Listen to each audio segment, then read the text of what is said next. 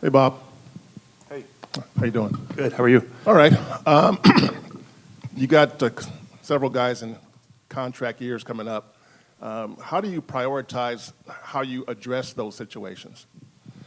Well, we want all those guys. Can we get them all? I don't know. It depends on what the money ends up being, what the ask is, what we can do. We're not at a point to make those decisions yet.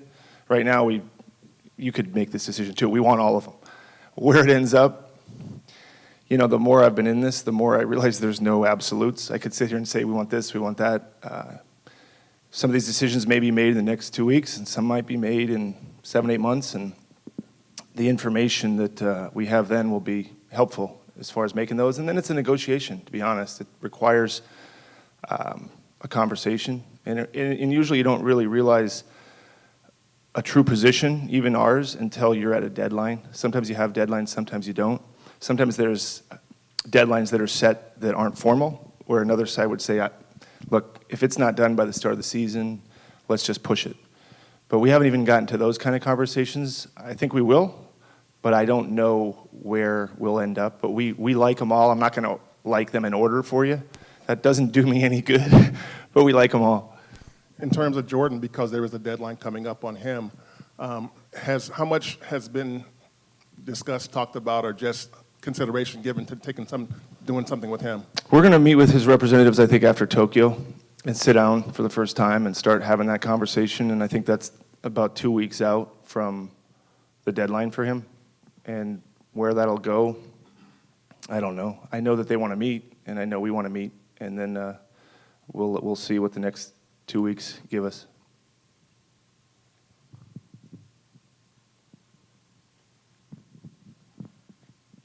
Hey, Bob. I mean, you guys have been in this situation before, and you guys have been extremely successful. When you're successful, people want raises. People want to get paid. But going into this situation, do you feel like you've been in this kind of predicament before with, you know, a bunch of guys who probably want to raise, you know, want to get extended? Have you had this exact situation? Do you feel like this might be your most difficult one to navigate as you try to retain guys and keep this team intact?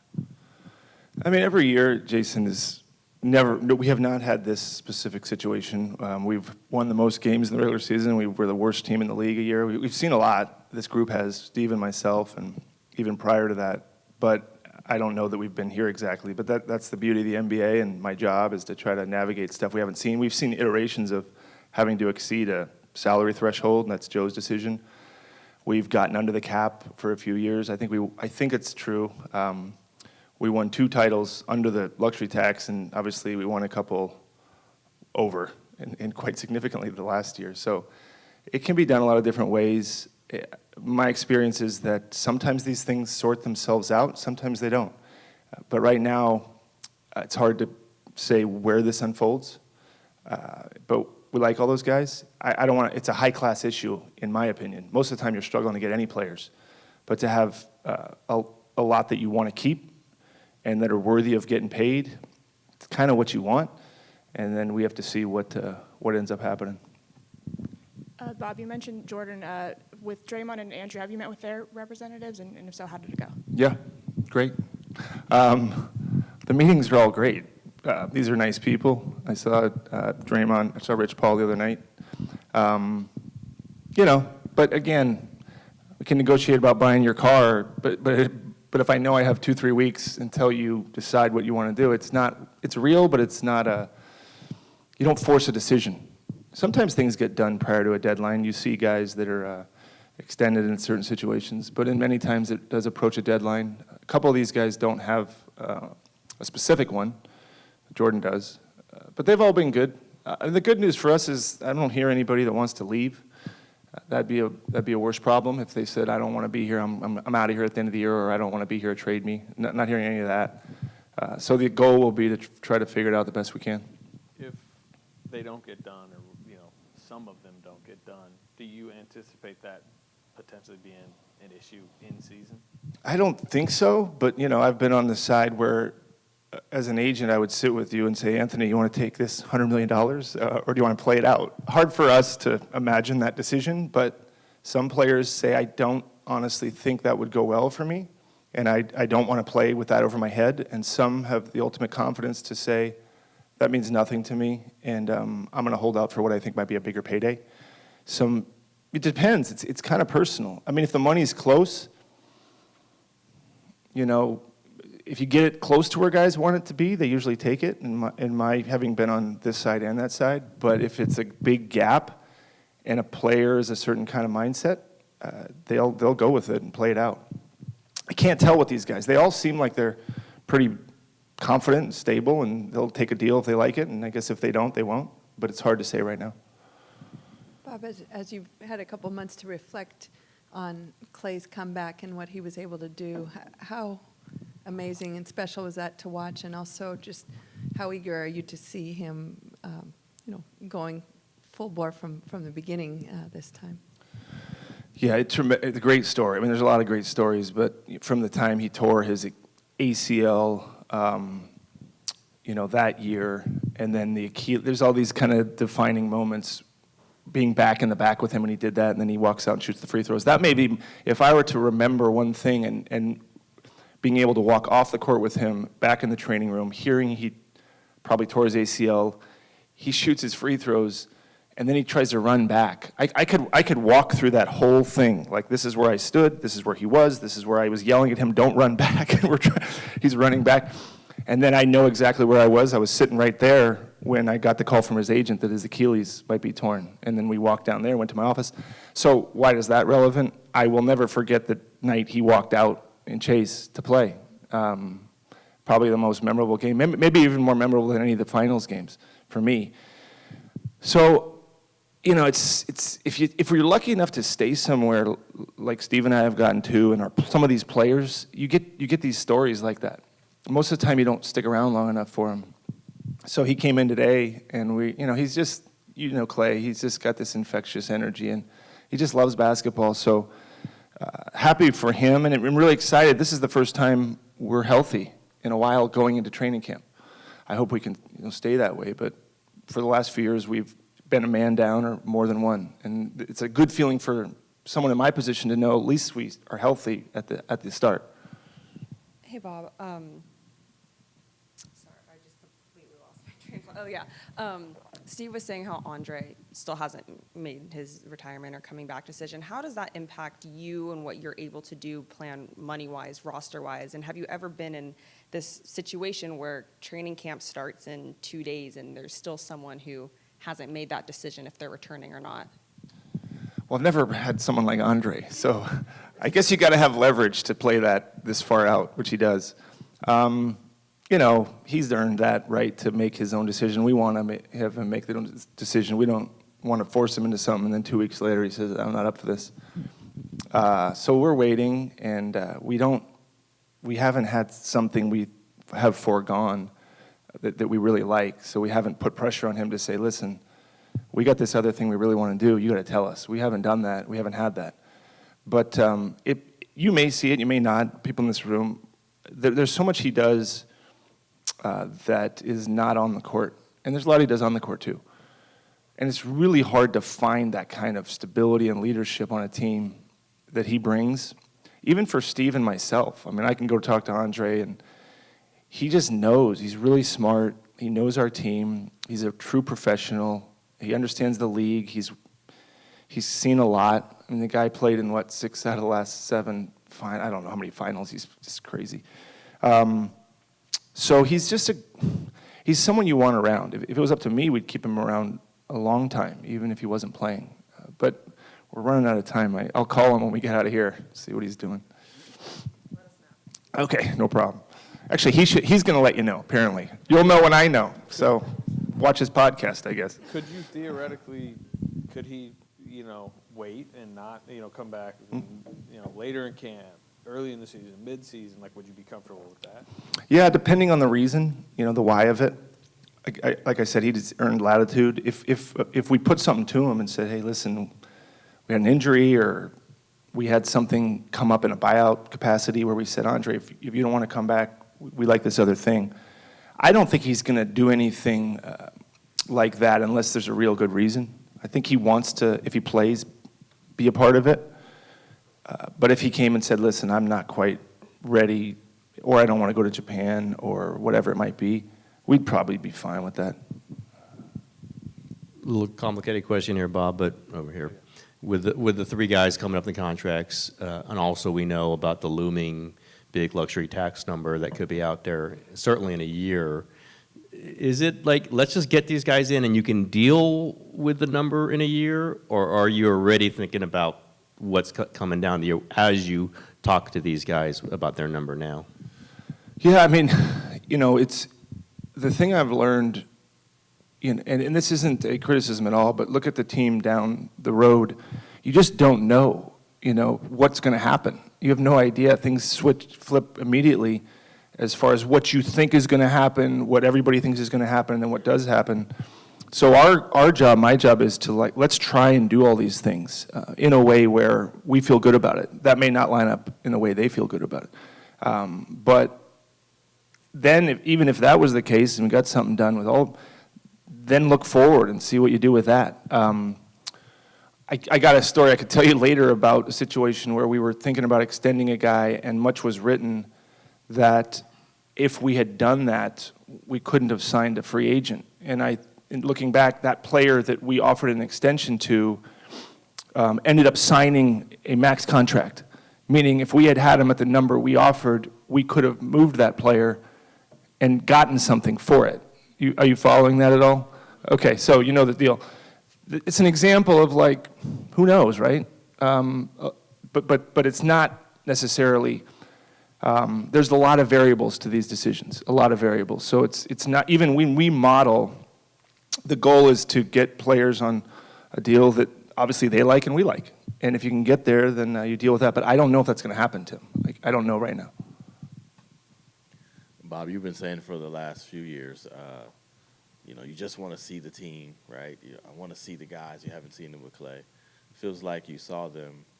Are you still in that mode where there's some things you still need to see? Is that the perennial existence of a general manager where you got to see the team before you deal with all these big decisions? Yeah, I mean, last year, I was sitting somewhere else, but someone asked, what do you think of the team? And it was hard to say, but I thought if Clay comes back, we'd have a shot. I probably feel a little better this year than last year. It doesn't mean we'll do what we did last year, but I feel like we know our team a little bit better. Even though with the young guys, there's still a lot of uncertainty. Those three guys have just their ability to compete at the level, Steph, Clay, Draymond. We got to see it again. It's almost like until they don't, I have to believe they will and can. Why would I believe anything else? It's a little unclear. I do think Porter, Peyton, Bielitsa, we knew a little bit more about them than we might know about JaMychal and Dante. We have an idea of them. So I don't know what they'll be. I don't know as much as you on the young guys. What's Wiseman going to be? He's going to obviously help us because he didn't do anything last year. So I think he'll be helpful. The league is a lot of guys coming back from injury in the West. So I think the West will be really difficult. The East is really hard too. So I think our goal in the front office would be, can we be labeled a contender? And I don't know where you draw the line there. I think it's easier to say that this year than it was last year for me. It doesn't mean I rank us as a favorite or anything like that. But last year, if you said, are you a contender? I might say, I think so, but I'm not sure. This year, I'd say, yeah, I'd put us in that category as a contender. How much of the roster, some of the roster reconstruction choices in free agency particularly were luxury tax-based, but how much of it was wanting to keep the path somewhat clear for the young guys who pretty obviously are going to have much more of an opportunity to play this season? I mean, it wasn't as simple as let's not sign guys to clear the path. If those two guys, those three guys, if those guys wanted to come back, they could have come back. It was more about the financial part, to be honest. And we didn't not say to the free agents you're referring to, well, we want. We didn't say come back at this number, and no, we need that space for the young guys. It just happened the way it happened. Whereas some of the guys got nice deals, and we couldn't match them, and so it cleared the path that way. But it wasn't a conscious. Yeah, we'd love to have these guys back that were really helpful, but then the young guys wouldn't play. It wasn't that. Then it became, well, who else can we get on a minimum or some of the tax pyramid level And are those guys even better than the guys we think we have? And the answer was, let's just roll with our young guys and see what they can do rather than sign a minimum unknown that we didn't love. That was the thought process. Bob, you've said in the past you wanted to get some guys, right, and they just didn't want to come here. Is that different? Was that different this summer after winning the title, after seeing Stephen Clay? Was it easier to kind of get the guys you wanted to get? Well, no, because we didn't have a lot of money. You need money. But, it's funny, when we were with Dante, even when we were trying to get Gary or Otto, our guys are they should just be GM. They're more important than I am. I mean, when Curry calls a player, that's very important for him to call a free agent and say, you want to come play with us. And he did that. And Draymond, I can't stop him from doing that. He just does it on his own. Clay, I have no idea if he knows who he signed, or he doesn't even know who's on our team. He's down there right now. So I'm lucky to have guys that free agents want to play with. But we had to work. I mean, we had to wait to see if JaMychal got bought out. He had options, chose us. DiVincenzo was, fortunately for us, a guy that liked our situation. I think he had a better financial situation in front of him. And then, look, we tried on some guys we didn't get. So it's hard to say. I do think in the end, last year we were what those three, well, including Iguodala, it's very rare to get that kind of output from 4 minimums.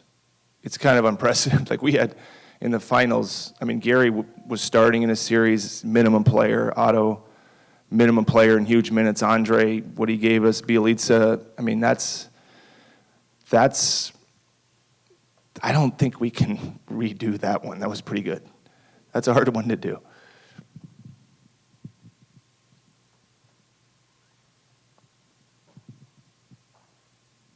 Hey, Bob. NBA off-season drama has affected 2 contending teams, and you referenced a couple times the longevity you guys have. How important is the stability in the leadership positions on this team, front office, you, Steve, in terms of what you've been able to do? I mean, how can you draw a direct correlation? Yeah, I mean, when we lost Game 7 in 2016, Steve and I were back in the old arena, and it's for those of you that were there, probably a lot of you were, you're not in our capacity, but it's a pretty raw time for emotion, and there's so many opportunities to just say things that you can't unsay. And I'm lucky to work with a guy like Steve, where he's such a decent human being and so kind of humble and selfless that any of you could work with Steve. You'd love to work with Steve. So he's a wonderful partner. And his leadership, because he touches the players more than anybody from our organization, and to guide us through some high highs. But even when you're in the high highs at the top, there's a lot of scrutiny on your team. There's a lot of focus. And when we were talking the other day about what we did last year, he referenced the hard part wasn't last year. It was the year we had the worst record in the league and COVID, keeping the culture together, not fracturing then. Because when that happens, somebody gets fired, somebody starts blaming other people. Steve and I get at odds. Players get frustrated. Curry calls me and says, I don't know if I want to be here. None of this happened, by the way. I just want to be clear. This is all, just to be very clear. Headline, Curry called Myers. But that happens, right? It happens all the time, every day. The star player says, I'm not sitting here. Where's our team going? My wingman's out for the year. You got all these young players. I'm not doing this. I got 4 or 5 good years left. I'm not staying here. None of that happened. Curry's a huge part of it. Joe allowing us to spend, Steve's leadership. And stability in sports, I think, is the hardest thing now. I mean, you're going to see teams, whether it's free agency, whether it's players seeking a quick change, or people like me or owners getting impatient. It's really hard. I mean, I think something like Steve's the 3rd longest tenured coach, and I'm the third GM or something. It's crazy. I mean, and I guess we've been here a long time, but that's the thing that I guess if we were to be proud of something, it's that. Obviously, the championships matter, but yeah, stability, because in the course of a relationship, or if you're in professional sports, you're going to go through these really tough situations, which people forget we did. You don't want to be the worst team in the league, and we were looking pretty bleak.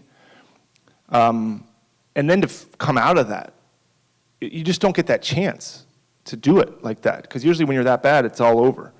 So it's people, it's Joe sticking with us, I suppose, and Curry's huge. I mean, that guy's just, he's not, I mean, I see him every day, but I know you appreciate him, but who he is it's the rarest of rare.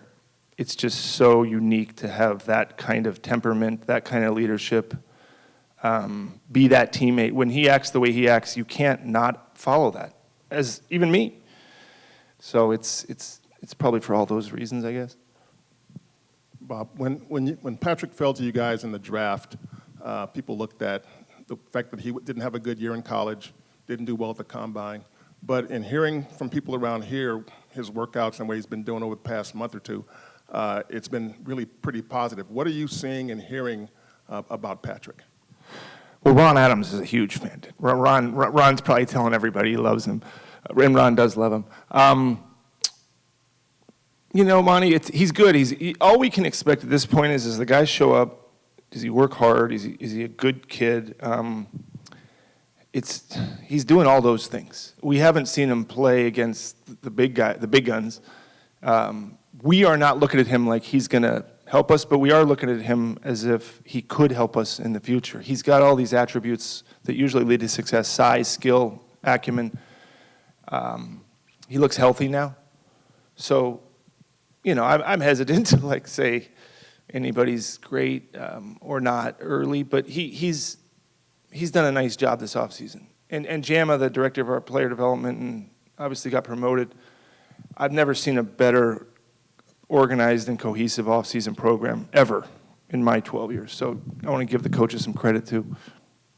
Is there a chance that he will spend considerable time in the G League? We talked about it the other day. As far as what we expect, I think he starts there, but I don't want to take away his chance to earn minutes. Steve's going to probably play a lot of guys in the preseason, and after the sixth guy, I think you guys spoke to Steve. After the sixth person, it's kind of who takes it. Is he going to take it? I don't know, but there's opportunity for him if he can grab it. As you're obviously starting to look at extension talks and future, expenditures. There's a CBA coming and there's, with potentially luxury tax tweaks and a new TV deal that's going to explode the cap probably. How much are you taking that into account as you sit down with Jordan's reps and some of the other? Yeah. I think our goal organizationally is just to sign good contracts, and then what the rules are, we have to abide by them. We will. What's our budget? Truth is, we probably are blown through the budget a few times. Does that mean we'll keep doing it? There is limitations to all of it, but we factor in where we think things going. You have access to a lot of the same information as far as what the projections are, but you don't want to look at it and get too aggressive. It's just projections. There's projections. We make conservative ones, we make aggressive ones when we're in the room and we say, well, what if we sign this player for that amount of money? And then we sign this player for that amount. And then somebody says, well, what if we could do this? That might work. It's not as if we're looking as far ahead as the new CBA. We're not looking that far because I don't think anybody knows that. Joe was kind of vocal on believing that the tax penalties shouldn't be as stringent for guys you guys drafted. I don't know if you can kind of speak on your opinion. I can't. I can't. Do you expect, I don't even know if you can answer that, but do you expect maybe down the line that your tax penalties might be tweaked? I mean, if you and I want to go get a beer or something, I can guess.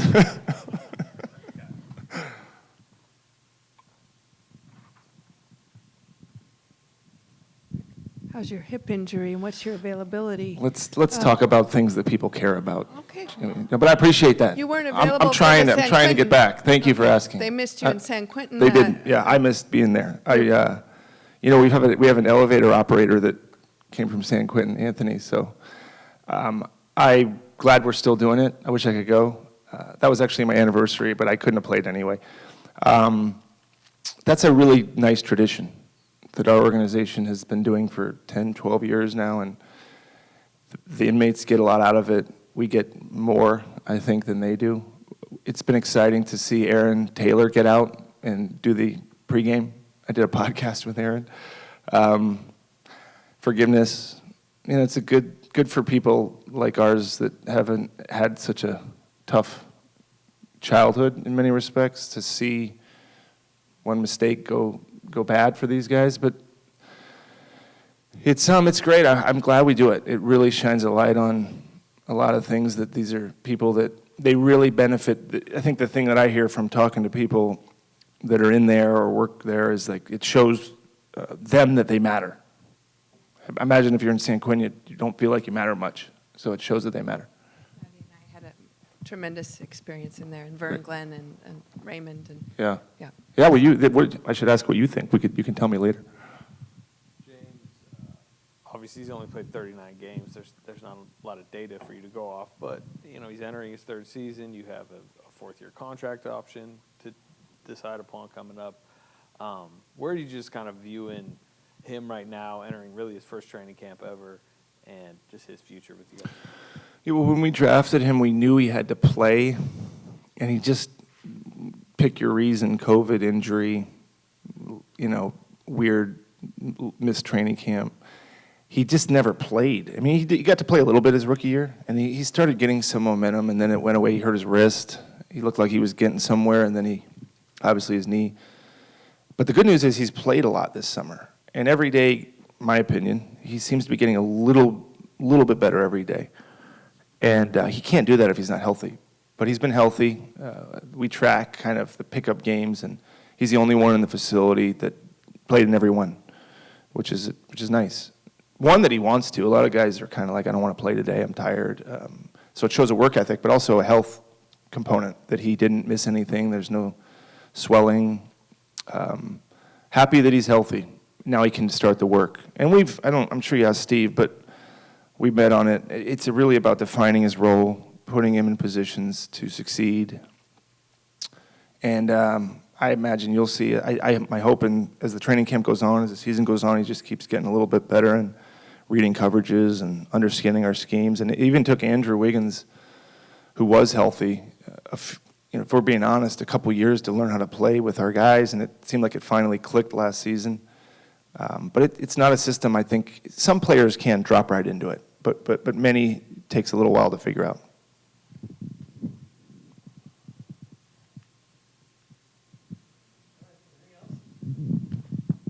Okay, thank you. Offline. That's a coffee. Yeah, you get a coffee. I got to be more focused about that conversation.